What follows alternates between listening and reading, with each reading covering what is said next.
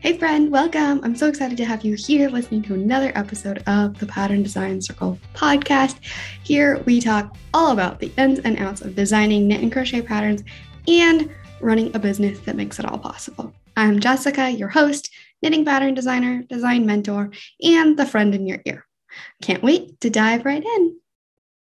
The Pattern Design Circle podcast is sponsored by the Pattern Design Circle, a membership community for knit and crochet pattern designers that are feeling lost, lonely, or frustrated in their business. It connects you with a supportive community that's always eager to answer your questions and help you through the hard times. And there's loads of resources and activities specifically catered to business and designing. Sound like your jam? Check it out at snickerdoodleknits.com/design-circle. That's snickerdoodle, like the cookie, knits, knits.com/design-circle. All right, let's get into it. Hello, welcome back to the Pattern Design Circle podcast. I'm so excited to be here in your ear chatting with you as always. And today we have an exciting topic. Some folks feel a lot of anxiety around it, a lot of overwhelm, a lot of confusion. So we're going to break it down a bit. We're talking all about marketing. This is big picture marketing. We're not going to get into all the details of exactly what to do and how and when and all of that, but we will be getting into more depth with the upcoming podcast episodes. So in this episode, we are going to talk about what marketing is, why it's important, why you should care about it, different forms of marketing, their purpose, how to kind of choose which form you want to focus on, how they, really what their purpose is, how they serve clients differently. And then we'll really break down a little bit more into the types of marketing. So if you are feeling confused or overwhelmed about marketing, if you're trying to figure out where you should be marketing, what marketing is, why you should care about marketing, this podcast episode is for you. If you're feeling cool about marketing, go ahead. Join in for the ride if you'd like, but it might not be quite as valuable of an episode for you. So to start with, what is marketing? This is a term we talk about all the time, right? And it's huge in our businesses, but what is it? Really, marketing is just talking about your product. It's showing up as a business owner. It's when you are selling your product and interacting with your clients. So marketing is things like Instagram. It's also things like email. It's things like advertising. It's things like Pinterest. All of the different forms of content that you put out there and create for your audience to consume or for potential clients to consume. They don't necessarily have to be in your audience yet. And we'll talk more about that. So why you should care about marketing is because this is how we sell our product. We could even include like your pattern pages, pattern listings in this category of marketing, because you're listing on Ravelry or Etsy or Lovecrafts or your website or Payhip or wherever it is that you are selling your patterns. You're marketing to your customers there. You're giving them information to help them decide whether they're going to purchase from you or not. So you are choosing in your pattern listing how you're going to market to them. What kind of information you're going to give them. Are you giving them the background around your pattern? Are you giving them project photos that they can see? Are you giving them information about sizing and yarn and things like that? So that is all marketing. And again, the reason you should care is because this is how you make money. This is how you actually sell. The exception is when you sell through a third-party publisher, and so they just pay you directly. So you're not creating content to sell to a customer. But if you're doing any form of self-published patterns or teaching classes or selling something like a Patreon, anything like that where you are selling a product or a service, services include things like coaching, where it's not tangible. Products are things that are like patterns or the actual hat or things like that. I like to just use product because I feel like it's more encompassing. But yeah, you should care about marketing. It's don't feel intimidated by it. It's actually probably more simple than you think. And the most important thing is to be intentional with the content you're creating. I think the worst thing that you can do for your business is to not know these things. And so the marketing that you're creating isn't intentional. You're just throwing everything at the Instagram or at the email list or whatever it is that you're creating content for.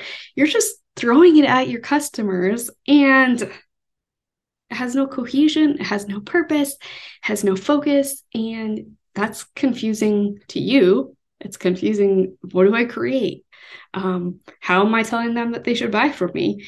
And it's confusing for your customer because they're like, oh, she has painting and she has sculpting and she has pattern design and she has knitting classes and she talks about her dog and she likes her pizza and she talks about baking. And, like if you're just putting random stuff up all the time, your customer's confused. Like maybe, yeah, you're fun to follow. Maybe they like clicking the heart, but followers does not mean sales. And to have a marketing plan is really to have a plan on how you're going to make sales and be a profitable business. So one of the first places to start is to really know what marketing is, why it's meaningful, which we've already covered, and then where you want to market. Once you know where you want to market, then you can really figure out what kind of content you want to create and create that intentional plan so that you actually are creating meaningful content that is resonating with your ideal customer. It's attracting the right customer, and then you're actually making sales. So there are really three different parts of what is called the client journey or the customer journey. And from your perspective, there are three parts as how it relates to how you're creating content. So I think it'll make more sense when I just talk about it. Rather than using this vague terminology that you may not know about. So really what I'm talking about is you have attracting your clients, you have nurturing your clients, and you have converting your clients. So we create different kinds of content for these different parts of your client's journey. Your client is also on a greater journey where they're starting where they're at right now, and then they're wanting to get to an end goal, and you're going to help them get there. So you have to know their larger journey, and we can do a whole podcast episode on more of this information, but you need to know their whole entire journey to know how you're going to serve them in that bit of their journey that they're with you. So maybe this is, all right, there's somebody who thinks knitting would be interesting. They'd love to learn how to knit. Their end goal is that they want to learn how to knit a sweater. Well, you probably aren't going to tell somebody who's never experienced knitting at all to just start with a sweater, much less start with like a brioche sweater. Instead, they have a journey that they're going to go on, right?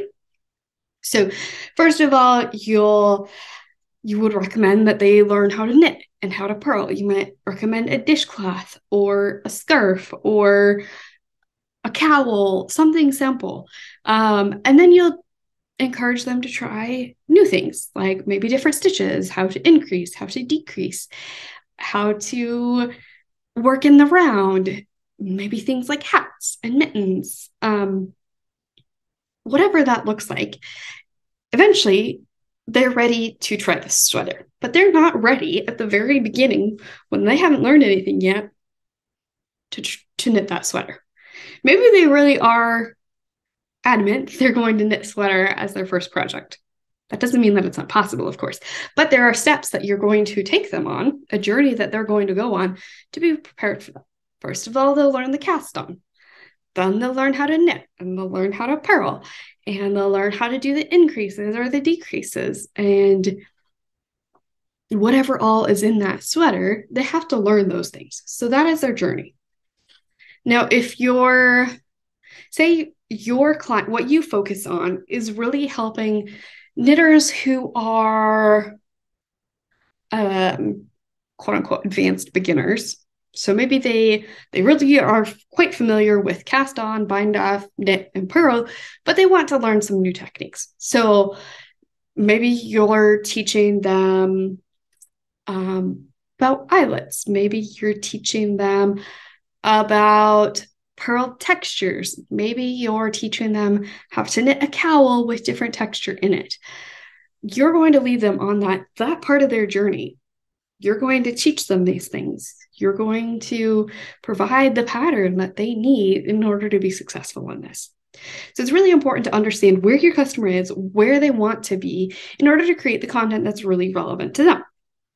If you're talking about creating brioche and double knitting and complicated color work and all of these different techniques, that is not going to be the ideal marketing for a customer who is a beginner. I hope that makes sense. Now, of course, the opposite is true too. If you are really wanting to target advanced knitters who are into double knitting and lace knitting and color work and brioche and all of those different kinds of techniques, you don't want to spend all of your marketing talking about how to cast on, how to knit, how to purl, how to knit two together, how to purl through the back loop, all of those different techniques, because that is not where they are. So your marketing is really meeting your customer where they are to help them start and continue their journey. So the types of marketing that we create are attracting our customer. It's when they first come across our content and they're like, oh, they have valuable information, or they're interesting to follow, or I really want this pattern. That actually just jumped steps, but it's really that first time where they come across your work, whether that's a blog post or a social media post or an email or a Pinterest pin or whatever it is. That is your client attraction phase. Then we have the client nurturing phase. And that is where somebody's already chosen to follow you or to subscribe to your content, whether that's a YouTube channel, an Instagram, your email list, so on and so forth. This person is already in your community and you're trying to provide value, trying to relate to them, trying to create content that they're interested in to keep them around. Because it's so important to build what is called the like, know, trust factor with potential customers and past customers so that they enjoy what you're creating. They're more likely to purchase from you when they like who you are, like the content you're creating. They trust you as a designer, and they know who you are. They're like, oh yes, I've heard of 5 different people who have made her projects, made her patterns, and they loved it. They said it was the best experience they've ever had. It really walked them through, and it's exactly what I need. And so, of course, that can be things like recommendations, but that can also be testimonials that you share in your marketing that tells them, hey, this is the kind of people that I'm helping. This is the kind of results they're getting. This is where you are. This is the results you want to get. I'm a good person for you, in different words. So that's step 2 of the client buying process. Now, the third step is selling or converting them to purchase. So that's getting them to move from, all right, they're in your community, to, all right, they're purchasing from you. And so you have to have marketing content that really tells them, hey, I have this pattern for sale. Here's where you can find it. Go purchase it today. To tell them, hey, I'm participating in this event. Come see me and buy a pattern from me. It could be maybe you're on a podcast, maybe you're teaching a class, maybe whatever it is. You have to be able to tell people. You have to tell people in order for them to be able to purchase from you. So those are the three parts of the buying process that you want to be aware of when you're creating marketing, when you're choosing what platforms you're going to be on. So at all times, you always want to have your business attracting new clients, nurturing the clients you have, and selling or converting those clients. And when I say clients, I mean customers. I mean the knitters and the crocheters. Um, Clients is a shorter word. So it's just the people that you're wanting to work with, the people you're trying to connect with. Yeah, and so then that's the buying process. That's a chunk of their larger journey. So you need to know the journey they're on, and you need to be conscious of how you're going to move them through this process by ensuring that you have content that is attracting, that is nurturing, and that is converting. And that's where really the different kinds of content that you can create, as far as educational content or as far as promotional content, all those different content types are necessary because they're important for interacting with your customer at each step of their journey and the buying process. All right. I hope that's helpful. I wish this was like a workshop or a live call where I could stop and ask you if you have questions. If you ever have questions at all during a podcast episode, go ahead, send me a message on Instagram at Pattern Design Circle, or send me a email, jessica@snickerdoodleknits.com. I'm more than happy to help you with anything that might be confusing. But I hope that makes a lot of sense. So we talked about what marketing is. It's really selling and interacting with your customers. Why it's important is because that is how you actually make sales, how you actually connect and interact. Unless you have somebody else doing all of your selling for you, you have to do marketing as a business. And then we talked about the client journey. So the journey your client is on is they're trying to achieve something. They're trying to receive something. They're trying to learn something. What is it that they are really desiring? What are they struggling with? You have to know that. And then you always have to keep in mind that you want to be attracting people, you want to be nurturing people, and you want to be converting people. That is how you keep a thriving business. If you were to just focus on converting people, that means you're just constantly selling. You're not taking care of the people who aren't ready to buy. You're not taking care of the people who you're not growing your community, and you're not providing value to the people who are like, I think this person's a good person. I think I like their work, but I need a little bit more. So that's where you bring in more of the nurturing content to help them. And that was just one example. That's true for if you were to cut out any of the other parts too. So, all right, let's talk about other types of content. We have long form content and we have short form content. Long form content is content that takes longer to create, longer to consume. Typically, that's like blog posts, that's like YouTube videos that are longer. Typical long YouTube videos are longer than the shorts. The shorts are like Instagram Reels, which are like a minute long. Say 15 minutes, 30 minutes, 45 minutes, an hour, however long it is, that's long form content. This podcast is an example of long form content. Short form content is what you think about more with social media, typically with a short 30-second reel.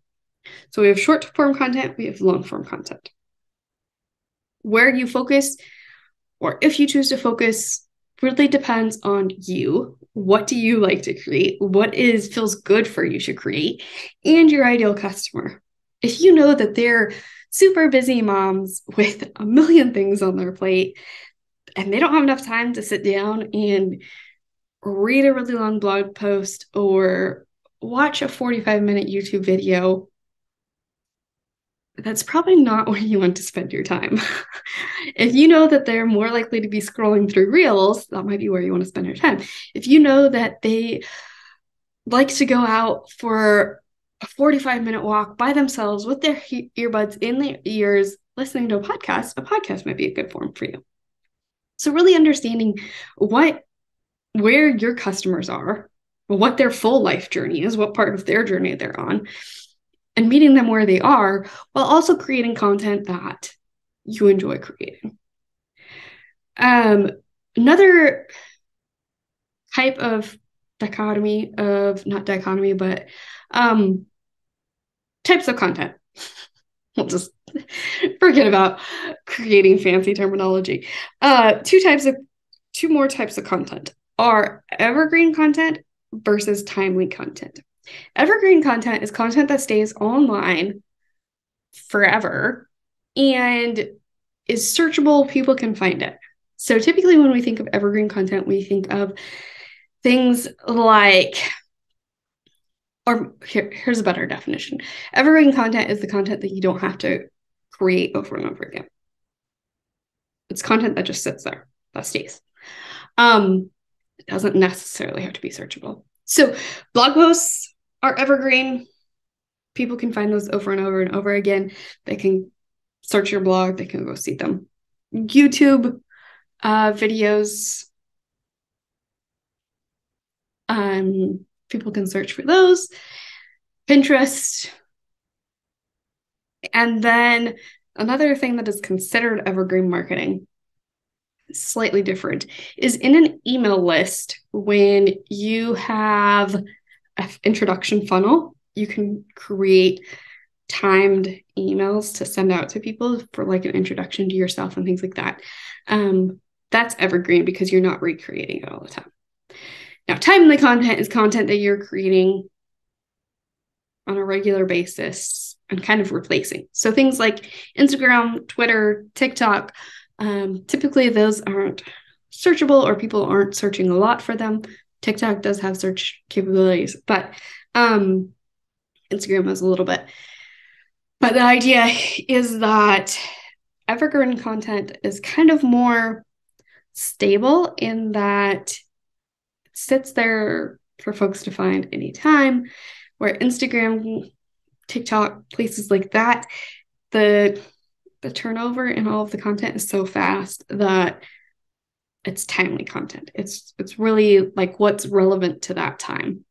That can also affect the kind of content you're creating there, because if you're creating a blog post that's meant to be there for 10 years and people are able to search, you're probably not going to say, this is what I had for my coffee and treat this morning when I was knitting this project, which you might say on Instagram.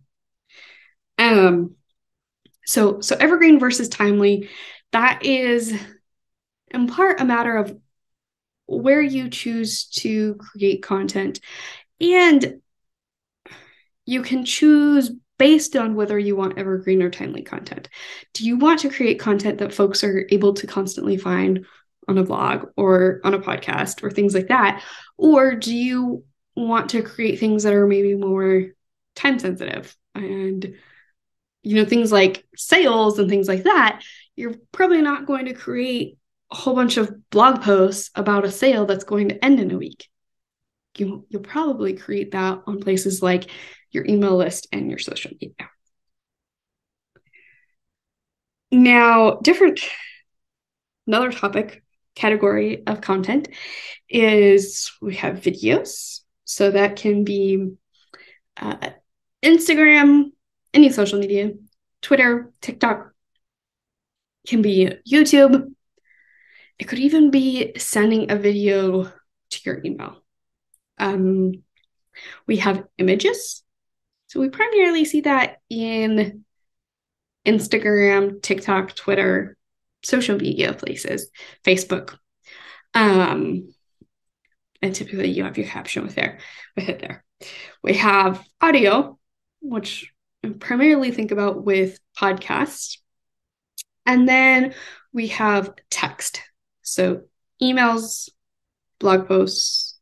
Obviously, we can have a little mix of different items here together. But those are kind of the kind of types of content you might be creating. And it's so valuable to know what you actually enjoy creating. So I've had so many people that are like, I really want to create an email list. I want to interact with my customers via emails, but I just hate writing emails. So I'm sure I'll get back into this in a future podcast episode when I'm talking about email marketing. But I beg you to reconsider what emails can look like.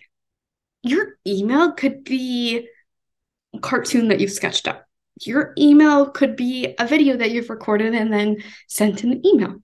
Your email could be a painting with a description. Like, your email can be whatever you want it to look like. Maybe you want to create videos, but you don't like showing your face so much, so you might create kind of like slideshow kind of things. Now, also consider what will actually perform well. Like, what will people actually watch? What will people actually consume? But when you're trying to decide which platform, what type of content you want to create, really consider what you enjoy creating.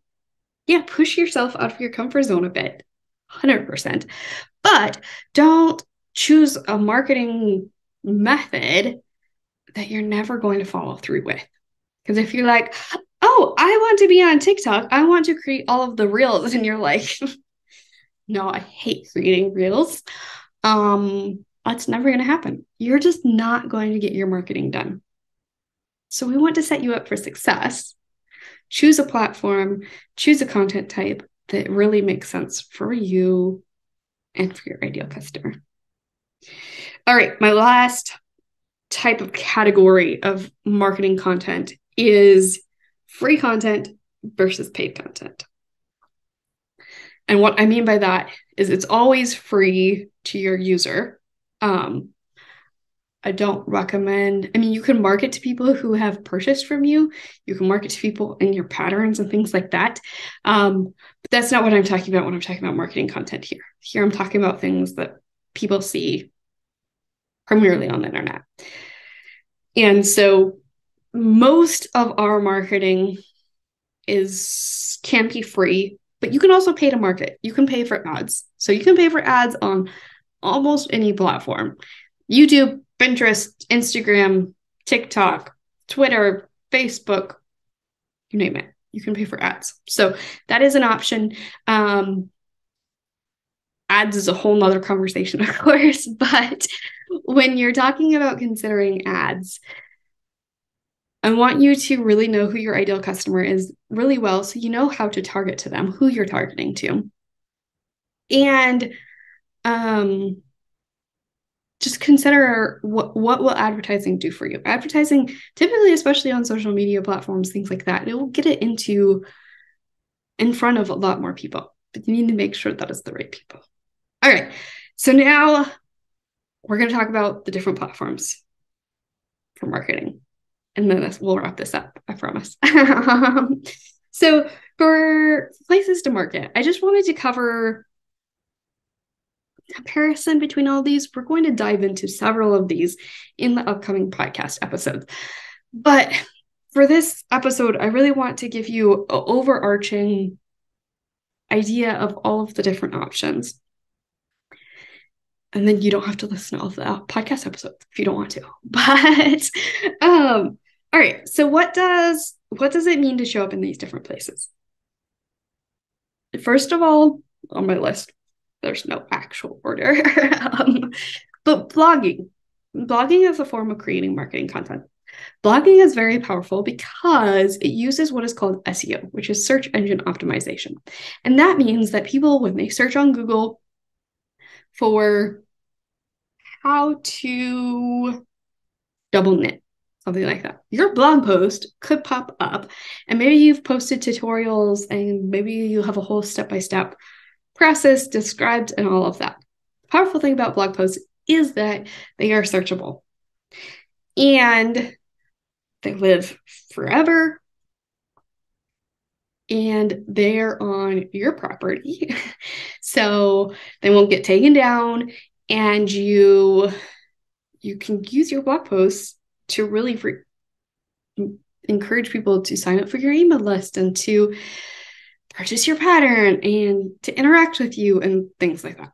So that is blogging in a nutshell. Now we have email lists in a nutshell. I was just mentioning email lists. Email lists are a wonderful way to market to your audience. But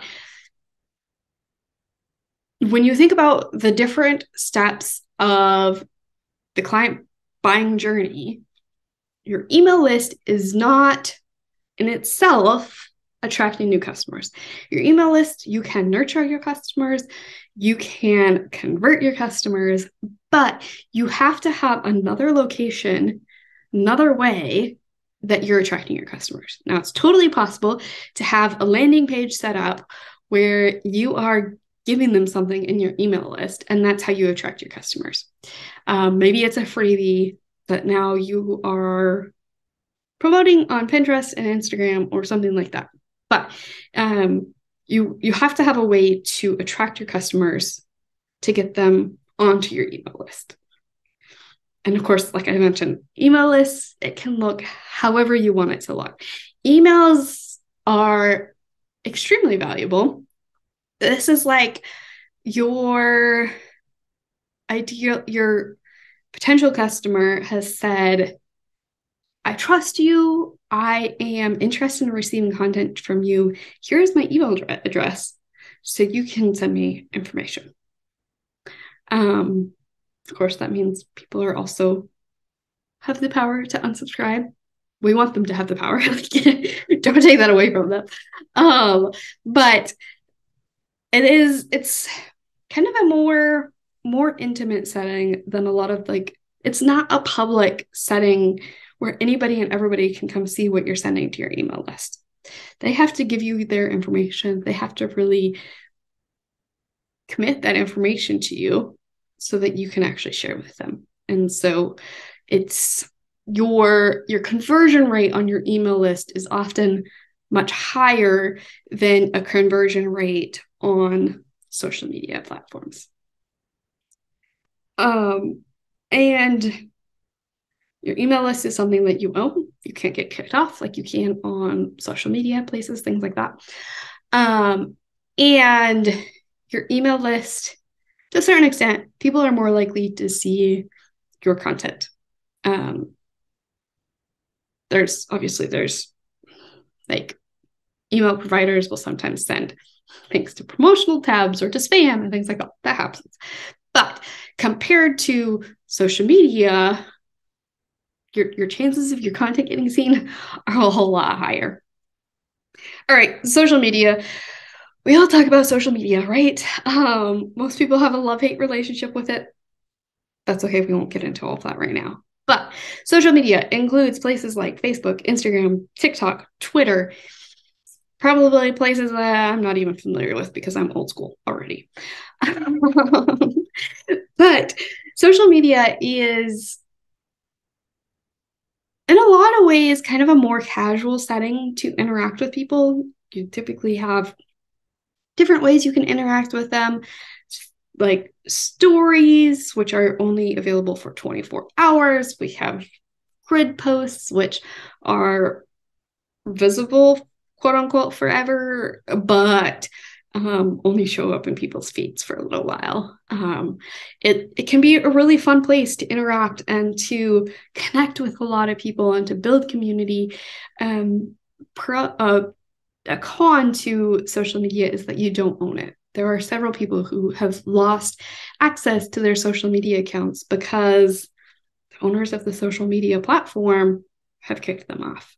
And so if you have a social media presence, it's typically recommended that that's not your only form of marketing, because you could lose your audience at any time. I mean, there's even more recently, there's been people who have lost followers even without losing their whole account. So keep that in mind. Pinterest is another, it can feel like social media, but it's not social media because it is such a search engine. It is intended for people to be able to search and to find what they're looking for. And it's really intended to be like an inspirational place, a place to find how-tos, a place to find projects, things like that. So it can be a really great place for craft industries like ours, hobby industries. Pinterest, you have different things that they also have stories. They also have interactive video pins, they have idea pins, they have kind of the idea of a carousel from Instagram on Pinterest, where you could have multiple slides that they can slide through. Pinterest allows you to directly link to your content on most of their types. It's complicated. We won't go into all the details right now. Not all of the types of content you create on Pinterest can be directly linked, but many of them will directly link to where you're going to. So Pinterest can be a really great place, a great combination with a blog, where Pinterest is really focused on acquiring those customers, acquiring that audience, and then your blog really helps nurture and convert and get them on your email list and things like that. YouTube is great for, well, maybe I should say YouTube is videos. It is all video content. Once you get to a certain level, you can have things like, you can have updates to your audience and things like that. But it's a YouTube. It's a video platform. So it's for creating videos. You don't have a lot of flexibility there. But it is a search engine as well. People can search how to knit, how to double knit, how to crochet, how to single crochet, how to double crochet, all of the different things they can search. And that the great thing about search engine optimization is that person is already, quote unquote, a warm lead because they're looking specifically for what you have to offer. They're not just stumbling across you and they're like, oh, knitting sounds cool. They're looking for it. They're actively looking for it, and they're looking for a solution. So anyway, that applies to all of the search engine things, blogs and YouTube and Pinterest. And anyway, so that's YouTube really does, it works well for the different stages of the process. Again, you don't own YouTube. So it's recommended to have an email list as well, but I don't think YouTubers have as many problems with losing their account as Instagram users. That could just be based on the folks that I'm around too, though. So those are really, in my eyes, the main marketing platforms to choose from. Do not, no matter what you do, do not choose to go with all of the platforms from the beginning. You will overwhelm yourself. It will not be a pretty picture.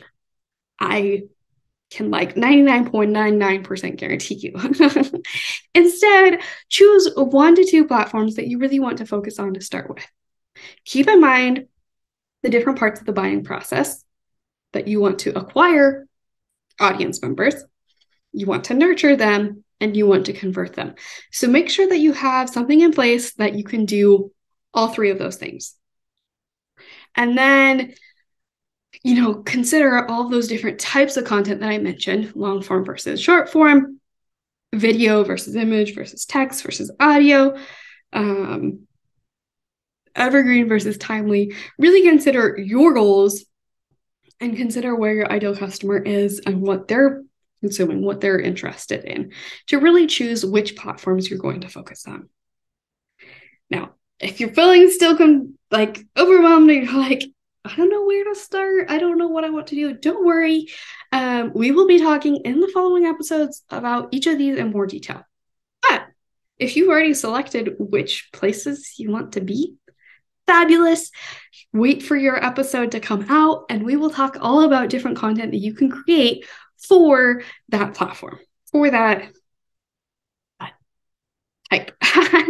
Email. I'm thinking email is not a specific platform. It's not Pinterest. It's not YouTube. It's not, you can have your email list on many different platforms. But we will dive into these places and talk about strategies and types of content and all the things you can do in the future episodes. So go ahead and give it a think about it over the next, I would say week, because that's when the next episode comes out. But really probably think about it before then. You don't want to forget what you've learned here. But really consider the options. What kind of content do you want to create? what is enjoyable to you, what is enjoyable for you to consume that's really insightful for knowing what your ideal customer might consume, and then start thinking about which platforms you might want to use. Another thing I wanted to say about not choosing all of the platforms is that there's strategy involved with all of these methods. So if you were to say, oh, I'll just start with Pinterest and blogging and email and YouTube, no big deal. Not only will you be overwhelmed, you won't be creating the best performing content you can create. And that can get really discouraging. Of course, you know yourself far better than I know you. But if you're creating for 4 different platforms and you're not really sure what you're doing on any of them, they're not going to reach nearly as many people, and your content will feel like it's falling flat. Nobody's seeing it, and that you're not seeing results. And so if you're like me, that can be really discouraging. So I encourage you to really focus and get quote unquote good at 1 to 2 platforms, so that you're performing at your highest level and you're creating the content that your customers really want to see, and they're actually able to see it because you're doing the strategies that you need to get it seen. All right, my friend, I hope you found this super helpful. We talked about so much. We talked about what marketing is, why it's important, why you should care about it. We talked about all sorts of different types of marketing content and how they relate to your ideal customer, where they're at in their journey, where they're at in the buying process, why you care about their buying process, and why you need to have content for each part of their buying process. And then, of course, we talked about all of the different places that you could have your content catered at. And I thought I was wrapping up. There's one more that I didn't mention. It's right on my list, but I had it down at the bottom with whatever. It was set apart. And that is affiliate marketing. I will not right now be diving into more detail about affiliate marketing, but what affiliate marketing is when you or somebody else is really compensating somebody for sharing about your product. So you can set up affiliate marketing and ask your customers to share about your product with other people and give them 10% of the sales that they make, because they are reaching an audience that you wouldn't have reached otherwise. So you can sign up for affiliate programs with other people. Like, for example, there's an affiliate program for the Pattern Design Circle where I pay people to talk about Pattern Design Circle. Payments are typically only given if there's conversion. So you can only really track it well if they've made a sale and then you pay them. So you can set up your own affiliate program. You can sign up for other affiliate programs. But then if you have signed up for affiliate programs, your affiliate marketing then really kind of flows into this whole other conversation about marketing content. You could share about it in platforms you're using. You would use the kind of content you're using as far as video or audio or things like that. But that is another type of marketing that we hear about. It's not like a primary type of marketing for marketing your work. But I did want to cover that since we're talking about all things marketing. All right, my friend. Thank you so much for sticking here with me. I hope you found this extremely valuable. Go ahead and give a think about it. Really consider, what are your goals with your marketing? Where do you want to be? What kind of content do you want to create? And tune in next week when we dive in deeper on these different types of content. And if you have any questions at all, please message me at Pattern Design Circle on Instagram or jessica@snickerdoodleknits.com for email. All right, I'll talk to you later, my friend. Wow, thanks so much for listening to this episode. If you found it valuable, please share the podcast with a designer friend. And if you have a minute, leave a review. It's so helpful for me and means the world to me. Chat soon.